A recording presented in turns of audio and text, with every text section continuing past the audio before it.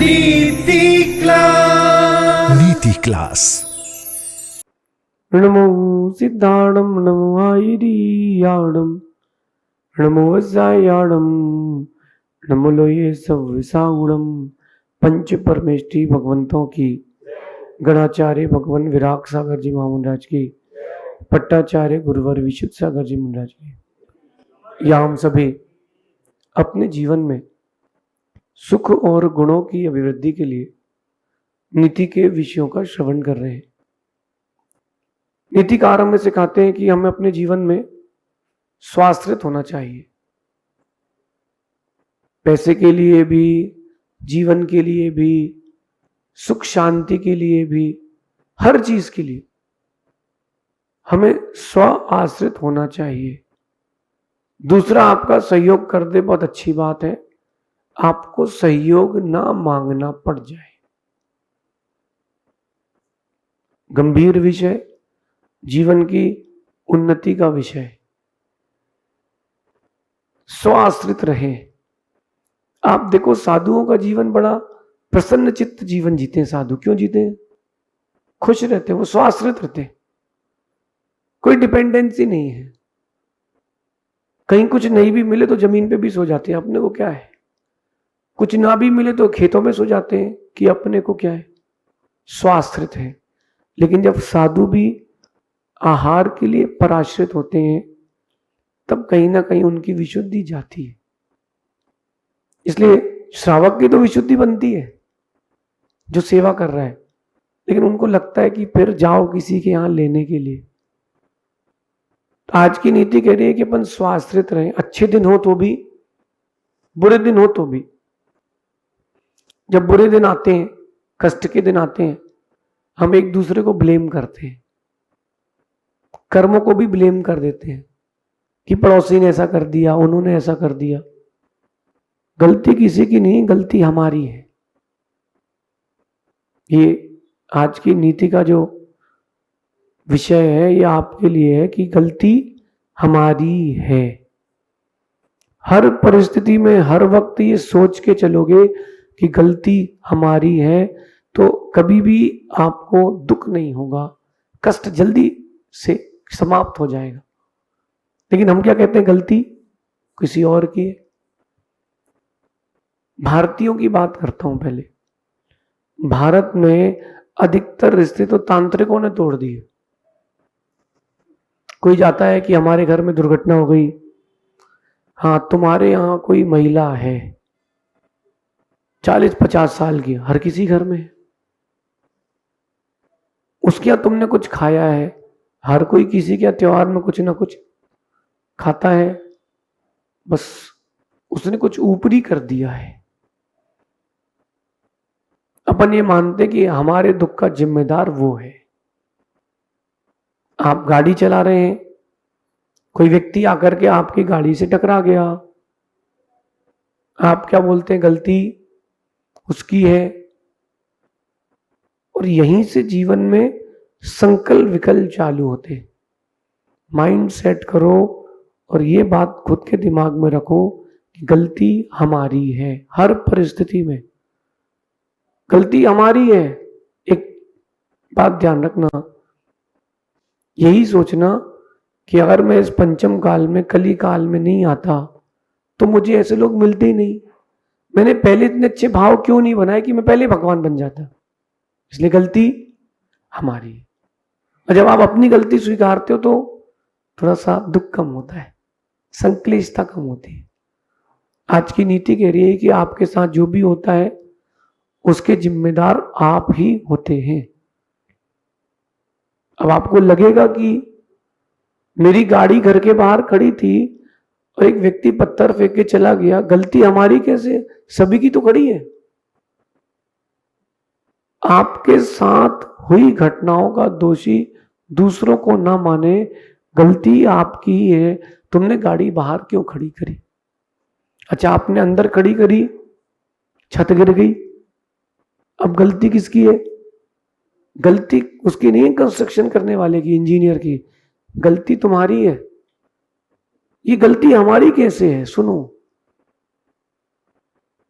दो प्रकार से आपको तकलीफ मिलती है। एक निमित्त, एक उपादान, दो प्रकार से आपको सुख मिलता है, एक निमित्त, एक उपादान। ये निमित्त उपादान क्या होता है? What is this? निमित्त यानी इंटरनल, एक्सटर्नल रीजन। इंग्लिश तो आती ना आपको थोड़ी बहुत। निमित्त यानी एक्सटर्नल रीजंस और उपादान यानी इंटरनल रीजन। जब भी कोई प्रॉब्लम आती है, कोई ना कोई रीजन तो होता है। इसको आगम की भाषा में कहते हैं निमित्त उपादान। जो बाहर से कोई पत्थर कार में फेंक गया, छत गिर गई, ये निमित्त है, एक्सटर्नल रीजन। लेकिन एक होता है उपादान, वो इंटरनल रीजन। अगर तुम्हारे कर्म का उदय नहीं होता तो तुम्हारे साथ वैसा नहीं होता, वो फिर तुम्हारे साथ वैसा नहीं होता। एक ही क्वेश्चन दो बच्चों ने एक सी नकल करी, दोनों के पास एक ही पर्चा था, दोनों ने एग्जैक्टली एक से वही वर्ड्स लिखे, दोनों का रोल नंबर ही बड़ा दूर दूर था कि कोई पहचान नहीं पाएगा। फिर भी एक को 10 में से 10 मिले, एक को 6 मिले। क्यों? ये इंटरनल रीजन है, ये आपके उपादान की कमी थी। तब जब भी जीवन में कोई भी अशुभ घटना घट जाए तो यही सोचना कि इस घटना का जिम्मेदार मैं हूं, दूसरा व्यक्ति इस घटना से उसका कोई लेना देना नहीं है। घटना का दोषी दूसरे को ना माने, खुद को माने। ऐसा करने से आप रिलैक्स फील करोगे। एक बहुत स्थूल बात करता हूं। बच्चे के हाथ से उसकी गाड़ी की, कार की चाबी कार के अंदर रह गई। पिता उसको डांटेंगे, मां उसको मारेगी कि अगली बार चाबी नहीं मिलेगी, अगली बार कहीं घुमाने नहीं ले जाएंगे। और वही चाबी अगर पिता के हाथ से रह जाए तो वो थोड़ा हेक्टिक थी, तुमको हेक्टिक थी, बच्चे के अंदर भी तो चंचलता थी। वही गलती आपसे होती है ना, तो आप उसको ढांकने का प्रयास करते हो, दूसरे से होती तो उजागर करने का प्रयास करते हो। क्यों? जब आपके द्वारा गलती हो जाए ना, थोड़ा सा रिलैक्स रहता है कि चलो अब क्या कर सकते हैं। यही बात समझना है हमें। समझना है कि दुनिया निमित्त है। जो बाहर की दुनिया है ना, वो निमित्त है, मैं उपादान हूं। जो बाहर की दुनिया है वो एक्सटर्नल रीजन है, जो मैं हूं वो इंटरनल रीजन हूं। इंटरनल रीजन मैं हूं। कौन है? मैं हूं। कभी कोई किसी के साथ बुरा नहीं करता। एक बात सोचना आपकी, दो सगे भाई लड़ रहे हैं, दो सगे भाई, अच्छा वो जुड़वा है, 9 महीने मां के गर्भ में एक साथ रहे, बचपन में एक साथ खेले, अंडरवियर भी शेयर करी, कपड़े शेयर किए, वो दोनों भाई बड़े होकर के लड़ रहे हैं। आप बोलोगे कि शादी हो गई है, पत्नियों ने कुछ और सिखा दिया है। ऐसा भी हमेशा नहीं है, ऐसा भी हमेशा नहीं है। हो सकता है, हमेशा नहीं है। एक्सटर्नल रीजन और इंटरनल रीजन। जो भाई भाई लड़ रहे हैं, उनको लड़ाने वाला कोई है तो एक इंटरनल रीजन है, उसका नाम है अंदर की कसाय। अंदर की कसाय जो है वो इंटरनल एनिमी है, क्योंकि कोई ना कोई रीजन तो चाहिए। सगे भाई लड़ रहे हैं, इसका मतलब अंदर से कोई ना कोई प्रॉब्लम तो आ गई है, वो एक कसाय। अब वो बाहर की दुनिया क्या निमित्त बन रही है, पत्नी बन रही है कि बच्चे बन रहे हैं कि प्रॉपर्टी बन रही है, इच्छाएं बन रही है, वो बात की बात है। अपन इंटरनल कॉज पर आते हैं, और इंटरनल कॉज दूर हो गया, एक्सटर्नल कॉज में दिक्कत नहीं होगी। पानी का धर्म शीतलता है, ठंडक है। झरने का देख लो, तालाब का देख लो, कुएं का देख लो, बोरिंग का देख लो, हैंडपंप का देख लो, जो आपके घर में सरकारी नल आते हैं उसका देख लो, आपके घर में वाटर टैंक को उसका देख लो। पानी का धर्म शीतल है, पानी तो ठंडा ही होता है, फिर भी गर्म पानी देखा जाता है। पानी गर्म क्यों होता है? उसमें आग का संयोग है। जब तक नीचे आग ना लगे पानी गर्म नहीं होता। कहीं ना कहीं दूसरी जगह से फॉरेन बॉडी आके उसको गर्म करके जा रही है, और आप उस पानी को गैस से हटा के नीचे रख दो, वो आपको 24 घंटे बाद वैसा ही ठंडा मिलेगा, क्योंकि पानी का धर्म तो शीतलता है, शांत रहना है। एक्सटर्नल रीजंस आपकी लाइफ में प्रॉब्लम और डिफरेंट इफेक्ट्स करते हैं। कौन? External reasons. जैसे दुनिया को निमित्त मानो, खुद को उपादान मानो, जो भी कुछ मेरे साथ हो रहा है उसका जिम्मेदार मैं ही हूं, मैं ही हूं। हम बाहर के लोगों को कह देते हैं कि इसने ऐसा किया और उसने वैसा किया। मेरे भाई किसी ने कुछ नहीं किया। रावण ने भी राम को मारने के लिए विद्याएं सिद्ध की थी। कंस ने भी, जरासंध ने भी कृष्ण को मारने के लिए पूतना आदि देवियों को भेजा था। किसने? कंस ने। लेकिन रीजन क्या है? इंटरनल रीजन क्या है? इंटरनल रीजन क्या है? उसकी कसाई। अच्छा, कृष्ण कैसे बचे? कृष्ण कैसे बचे? इंटरनल रीजन उनका खुद का उपादान। क्यों ना अपन इस बात को अंदर तक समझें। हमको दुख देने वाला कोई भी हो सकता है, लेकिन अगर हमारा उपादान मजबूत है हमें कोई दुखी नहीं कर सकता। अगर हमारा उपादान मजबूत है हमें कोई दुखी नहीं कर सकता। हम खुद को दुखी करने का प्रयास क्यों करें? व्यापार करो, परिवार में रहो, कहीं भी रहो, कोई दुखी नहीं कर सकता आपको। दुखी कौन करेगा? जब हमारा अंदर का मन दुखी होगा तब आपको दुख लगेगा। जो भी घटनाएं चल रही हैं, अच्छी बुरी, अच्छे से अच्छी, बुरी से बुरी, लोग, मैं आपको बता रहा हूं, कारण हम हैं। मैं पहले भी वही था जो आज हूं। 2011 में मैं मुनि बना, आज 2025 है। मैंने अलग से क्या चीज हासिल कर ली? कुछ नहीं करी। मैंने अलग से कोई चीज हासिल नहीं करी, और न मैं किसी को दोष देता हूं कि किसी व्यक्ति के कारण मुझे दुख मिलता है। जो मेरे कर्म उदय है, जो मेरे कर्म का उदय है, वो मेरे साथ होगा। सीता के जीवन से सीख लेना। सीता कोई सामान्य स्त्री नहीं थी, जनक की पुत्री थी, जिसका भाई भामंडल 1000 अक्षौणी सेना का स्वामी था। छोटी मोटी सेना भी नहीं थी। इतनी सब कुछ होने के बाद भी और किसकी पत्नी थी? राम की पत्नी थी। राम अयोध्या के स्वामी थे, दशरथ की बहू थी। मतलब उस समय का देखा जाए तो टॉप मोस्ट पर्सनैलिटी।